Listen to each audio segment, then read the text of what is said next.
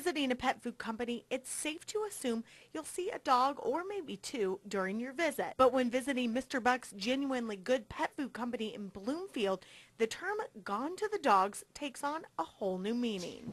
Wrigley. Not only does the company distribute dog and cat food, but houses 19 rescue dogs. How many dogs would be too many dogs, or is there such a thing? I'll let you know when we get there. Owner John Keto has been distributing Mr. Buck since creating it in December 2008. The brand was named after one of Keto's first dogs, Mr. Buck, a greyhound that was rescued when he was near death. Been a champion racer. His fastest time was 46 miles an hour. He had won 194 races and had been adopted out to a man who dumped him in the desert. Really didn't think he was going to live more than a couple of weeks, and he wound up living another 10 years and just had such a great attitude.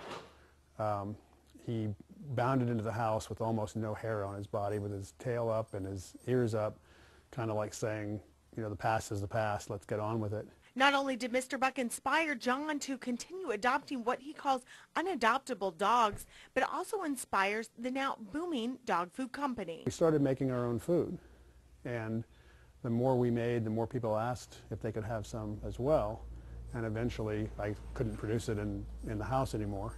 So we found a producer to make it for us and began to distribute it, and it's just kind of taken off from there. And it continues to grow. The company distributed more than 1 million pounds last year and is on track to sell around 5 million in 2013.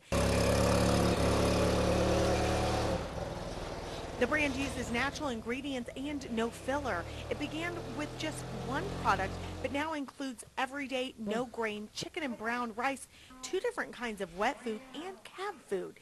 And the company's biggest seller isn't a moneymaker at all. Mr. Buck's produces a line called Rescue Mix that is donated to shelters and police departments.